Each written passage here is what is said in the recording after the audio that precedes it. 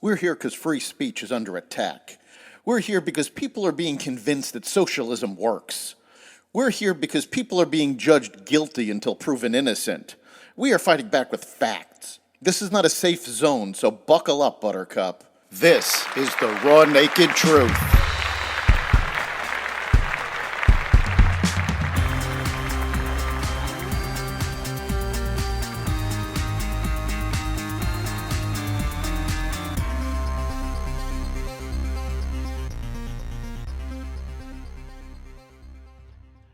Israelis murdered despite ceasefire, Harvard under investigation, a major healthcare merger, and more. Welcome to the Raw Naked Truth. I'm your host, Eric Lopkin, and here's the news you need to know. Israel and Hamas extended their ceasefire for at least one more day early Thursday to allow for the release of more hostages from Gaza and additional Palestinian prisoners from Israel. An American citizen was among 16 people in the latest group released by Hamas on Wednesday, the sixth day of the temporary truce. Wednesday's group included Israelis, dual nationals, 4 Thai citizens, and 2 Russians. Israel released another 30 Palestinians from its prisons. Hamas has now released more than 80 of the 240 hostages it seized in the October 7th attack, and Israel has freed 210 Palestinians. Despite the ceasefire, a shooting at a bus station near Jerusalem on Thursday morning left 3 Israelis dead and 11 others with various injuries. According to Israeli police, the shooting was carried out by 2 Hamas terrorists who drove to the Givat Shaul junction on the outskirts of the Holy City in an armed vehicle and opened fire on unsuspecting victims standing there. Police responded to the bus stop at around 7:40 a.m. local time. The U.S. Education Department's Office for Civil Rights has launched an investigation into anti-Semitism at Harvard University following the October 7th attack by Hamas.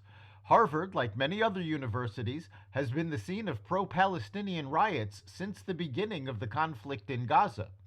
The Harvard complaint came after similar discrimination complaints at Columbia, Cornell, Wellesley, at the University of Pennsylvania, and other schools.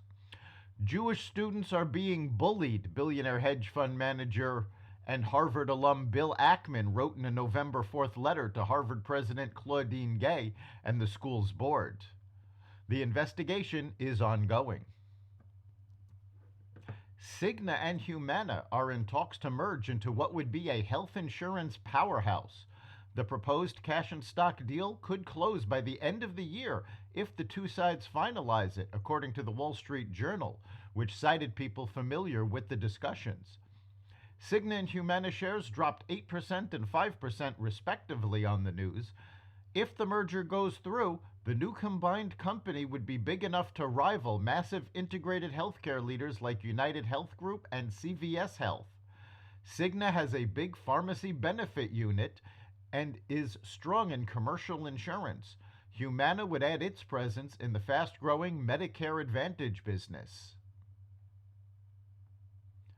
Former Secretary of State Henry Kissinger, who shaped U.S. foreign policy at the height of the Cold War, passed away Wednesday at his home in Connecticut.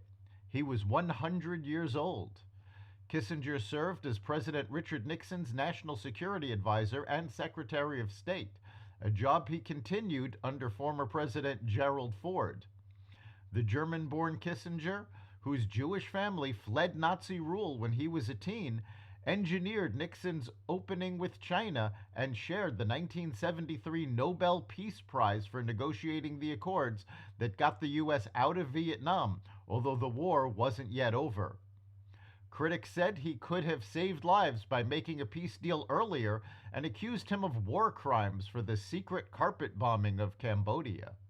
Despite that, no Secretary of State nor diplomat has had as big an influence on foreign policy and history itself as Henry Kissinger. That's the raw naked truth. You can catch every episode of The Raw Naked Truth at xvadio.com/podcasts, the Apple Podcasts app, Google Podcasts, Spotify, iHeartRadio, Audible, Amazon Music, and other platforms that respect freedom of speech. We'll see you next time.